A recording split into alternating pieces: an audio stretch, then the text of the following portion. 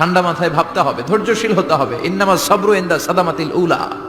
বিষ্ণু বলেছেন বিপদের প্রথম ধাক্কায় যে সবর ধারণ করতে পারে সেই তো সবুর।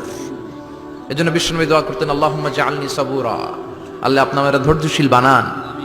ওয়া জাআলনি শাকুরা, আপনি আমার শুকরগুজার বান্দা বানান। বিশ্বনবীর চেয়ে ধৈর্যশীল, বিশ্বনবীর চেয়ে শুকরগুজার পৃথিবীর কেউ আছে? কথা বলেন। এমন তাবৎ কোনো অত্যাচার নাই যে অত্যাচার বিশ্বনবীর উপর করা হয় নাই। বিশ্বনবী মক্কার জামিনে যখন দাওয়াত দিতে লাগলেন, ওনারে পাগল বলা হতো, বলা হতো তুমি পাগল, বলা হতো মুহাম্মদ একটা কবি, বলা হতো মুহাম্মদ হচ্ছে গণক। বিশ্বনবী যখন রুকু দিতেন, সিজদায় চলে যেতেন, উটের পচা নারী ভুরি এনে বিশ্বনবীর কাঁধে ফেলে রাখা হতো। বিশ্বনবীর গলার মধ্যে রশি ধরে টান দেয়া হতো। কয়েকবার বিশ্বনবীর এই ঘাড়ের এই চামড়া ছিঁড়ে গিয়েছে, একবার চাদর টান দেওয়ার কারণে, আরেকবার রশি টান দেওয়ার কারণে। বিশ্বনবী কিছুই বলেন নাই, ক্ষমা করে দিয়েছেন। যেই মক্কার শত্রুরা বিশ্বনবীকে মক্কা থেকে বিতাড়িত করেছেন, এবং যেই রাতে উনি হিজরত করলেন, মাইগ্রেট করলেন, উনি কেঁদে কেঁদে বারবার মক্কার দিকে ফিরে তাকায়, আবার যায়, আবার ফিরে তাকায়, মাতৃভূমির মায়া ছাড়তে পারছেন না। আর বলছিলেন মাক্কা তো আহাব্বুল বিলাদ ইলাইয়া, মক্কা আমার কাছে সবচেয়ে প্রিয় শহর। লাউলা উখরিজতু লামা খরাজতু মিনহা, আমার যদি বের করে না দেয়া হতো এই শহর থেকে, আমি কোনোদিন এই শহর থেকে বেরোতাম না। এত ভালোবাসতেন বিশ্বনবী মাক্কাতুল মুকাররমাকে। ধৈর্যশীল ছিলেন। এত অত্যাচার অনাচারের পরে যখন মক্কা বিজয়ের ক্ষণ আসলো, এই মক্কাকে বিশ্বনবীর করতলগত করে দিল কে? ফাতে মক্কা হলো। বিশ্বনবী চাইলে পিছে পিছে প্রতিটা কাফের মুশরিককে শেষ করে দিতে পারতেন, ঠিক কিনা? কিন্তু বিশ্বনবী বললেন লা তাসরিবা আলাইকুমুল ইয়াউম ইযহাবু আনতুমুত তুলাকা, কোন রিভেঞ্জ চলবে না আজকে, কোনো প্রতিশোধ নাই। একেবারে বড় যুদ্ধাপরাধী যারা, মারাত্মক যারা অফেন্স করেছে, তাদেরকে শাস্তির আওতায় আনা হবে, বাকি সবাইকে আমি ক্ষমা করে দিলাম। In the long history of the world, there is no instance of magnanimity and forgiveness which was showed by our beloved Prophet Muhammad when all of his enemies laid under his feet and he forgave them one and all. পৃথিবীর ইতিহাসে এরকম নজির কোথাও পাওয়া যায় না, যাকে এত অত্যাচার করে বিতাড়িত করা হয়েছে, নির্বাসন দেয়া হয়েছে, হিজরতে বাধ্য করা হয়েছে। তিনি যখন ওই শহরকে আবার বিজয় করলেন, কাউকে আঘাত করলেন না, আগুন জ্বালিয়ে শহরটাকে জ্বালিয়ে দিলেন না, ওদের বংশকে নির্বংশ করলেন না, বরং মুচকি হেসে উনি বললেন যাও, ক্ষমা করে দিলাম। কি ধৈর্যশীল ছিলেন। আবার দোয়াও করতেন, আল্লাহুম্মা জাআলনি সাবুরা, আল্লাহ আপনি আমার ধৈর্য বাড়ায় দেন।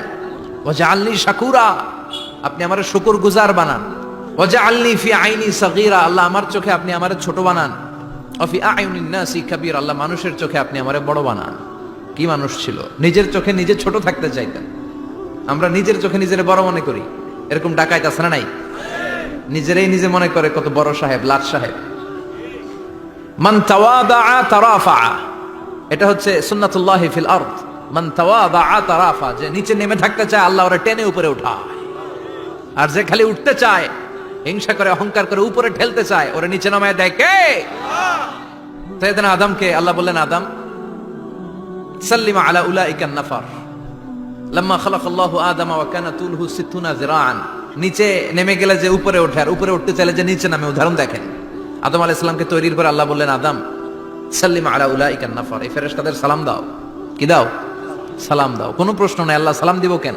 ফেরেশতারা আমারে দিব না কেন? আমি আগে দিব কেন? কথা আছে কোনো? যেই সালাম দিলেন, সালাম দেওয়ার সাথে সাথে ওনার মর্যাদা বাড়িয়ে দিল কে? এত মর্যাদা বাড়ালেন যে নূরের ফেরেশতারা মাটির আদমকে সেজদা দিতে বাধ্য হয়েছে। চিৎকার করে বলেন ঠিক কিনা? তুমি মাটির আদমকে প্রথম সৃষ্টি করিয়া ঘোষণা করিয়া দিলে শ্রেষ্ঠ বলিয়া, তাই তো নূরের ফেরেশতা করে আদমকে সেজদা, সবার চেয়ে সম্মান দিলে মাটির আদমকে। আল্লাহু আল্লাহু পড়েন, আল্লাহু আল্লাহু তুমি জাল্লে জালালুহু, শেষ করা তো যায় না গে তোমার গুণগান। আল্লাহু আল্লাহু, সুবহানাল্লাহ পড়েন। কি সম্মান আল্লাহ বাড়াই দিলেন। আল্লাহ বললেন, আদম আজকে থেকে তুমি আশরাফুল মাখলুকা, তুমি খলিফাতুল্লাহ ফিল আরদ, তুমি পৃথিবীতে আমার খলিফা, ভাইস জেরেন্ট অফ আল্লাহ। আল্লাহর খলিফা, আল্লাহর আহকামগুলো পালনের জন্য ভাইস জেরেন্ট। চুরি করলে হাত কেটে দাও, কার আইন? এই কাজ আদম তুমি দুনিয়াতে যেয়ে করবা। জিনা করলে ডেথ পেনাল্টি, হেড অফ, শিরচ্ছেদ করে দাও, কার আইন? খলিফা হিসেবে মানুষ এসে করবে। মানুষকে আল্লাহ আশরাফুল মাখলুকাত বানিয়ে দিলেন, নিচু হয়েছে বড় বানিয়ে দিলেন। আর শয়তানের অবস্থা কি? শয়তানকে আল্লাহ বললেন সেজদা দে আদমকে। শয়তান যুক্তি দাঁড় করিয়েছে, খালাকতাহু মিন তিন খালাকতানি মিন নার ওয়া খালাকতাহু মিন তিন। আল্লাহ আপনি আমারে বানাইছেন আগুন দিয়া, কি দিয়া? আগুনের ধর্ম উপরের দিকে ওঠে আর মাটির ধর্ম সে নিচে পড়ে থাকে, আমি কেন সেজদা দেব? শয়তানকে চিরকালের জন্য ইবলিস মালউন, অভিশপ্ত আর জাহান্নামী হিসেবে ঘোষণা দিয়ে দিল কে? এজন্য আপনি ছোট থাকতে চাইবেন, আপনারা বড় বানাবে কে? আর আপনি নিজে যদি বলেন আমি বড়, থাপ্পড় মেরে আপনারা নিচে নামাই দিবে কে? এজন্য বিশ্বনবী দোয়ায় বলতেন, আল্লাহুম্মা জাআলনি সাবুরা ওয়াজআলনি শাকুরা ওয়াজআলনি ফি আইনি সাগীরা ওয়া ফি আয়ুনিন নাসি কাবীরা। ও আল্লাহ, আপনি আমারে ধৈর্যশীল বানান, আপনি আমারে শুকরগুজার বান্দা বানান, আমার চোখে আমারে আপনি ছোট বানান, মানুষের চোখে আপনি আমারে বড় বানান। সুবহানাল্লাহ পড়েন। এজন্য সবসময় শুকরগুজার থাকার চেষ্টা করতে হবে। রাজি আছেন তো? যে কোনো মুহূর্তে, যে কোনো পরিস্থিতিতে আমরা শুকরিয়া করব কার? চিল্লায় বলেন কার? আমরা যেন বেশি বেশি আল্লাহ তাআলার শুকরিয়া আদায় করতে পারি। আল্লাহ তুমি তৌফিক দাও। সবাই পড়ি আমিন।